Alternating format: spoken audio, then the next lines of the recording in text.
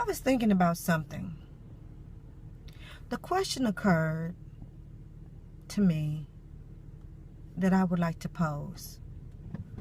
Why do you go to church? Why do you go to your congregational organization? I know we go to church for different reasons. Some people go for the praise and worship. They love the music. They love hearing maybe the testimonies. They love the praise and worship. Some people go for the fellowship. They love to be around people. They love to socialize. I'm driving, by the way.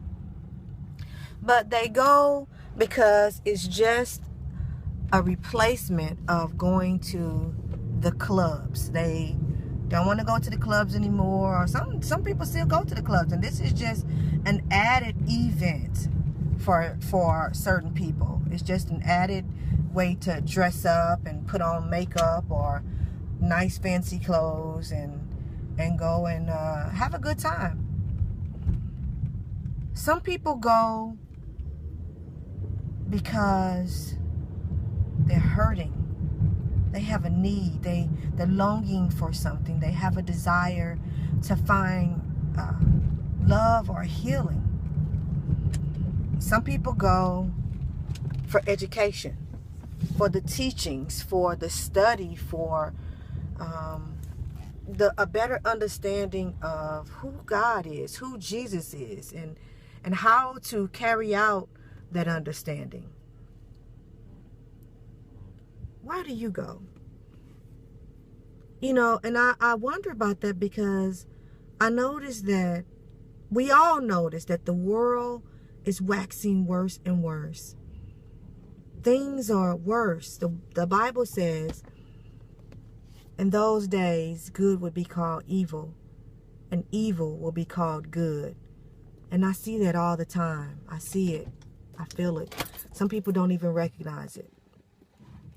But I just find it interesting that some people go to church and it just seems to have like no effect. Like they go and they even like use profanity in church. They dress provocatively in the church.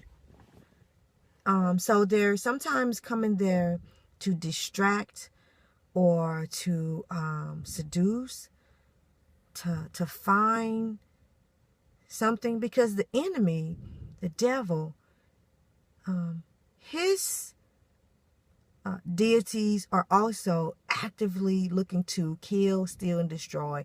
And they are, of course, bold enough to come inside of the church and sit right beside you, or even use you, your vessel, your mind, your heart, your mouth, to trip up other people. And as I was getting ready to say, some people go to church and then go right back home and turn right back to negative habits.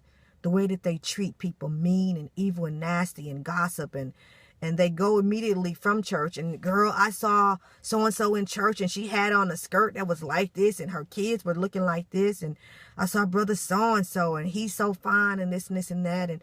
And they go to work the next day and they're rude and they're mean and they're nasty and they half do their work and they're lazy and they're complaining about their job and their wages, and they're pilfering from their job, taking things, toilet tissue, or if they work at a restaurant or the school cafeteria, they're taking bags of meat home and bread and cereal and things like this. They're and again, just lying. If we look at the basic 10 commandments, the basic ones: thou should not steal or kill or covet, and you should love the Lord your God with all of your soul and your might and your heart and your strength, and love your neighbors like you do yourself. Because you should love yourself. You should be glad and about who God made you, your purpose. He created you in his image and his likeness. He designed you just the way he wanted you to be. Now we can clean it up, and we can make some adjustments to it. But ultimately, God made us internally and externally the way he wanted us to be. But again, I just wonder, why do we go to church? Me, I go for multiple reasons.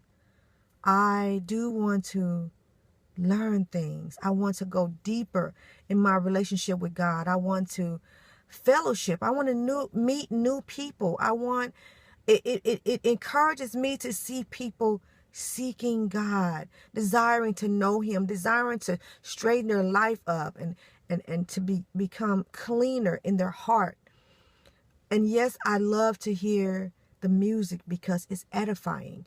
It's not like the stuff you listen to every day on the radio. If you turn on your radio and you listen to these songs that talk about adultery, or these songs that talk about drugs and alcohol, or getting money in certain kind of ways. These words are about healing when you come to church. They're about thanking God for who he is and for the things that he's done in our life. I am a living testimony, that song. Or Lord, I lift your name on high, that song. Just, it's different. It has a different vibration to it.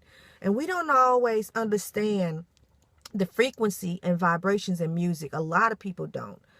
That's a whole nother subject. But again, I come back to the initial question. Why do you go to church? Why are you sitting there?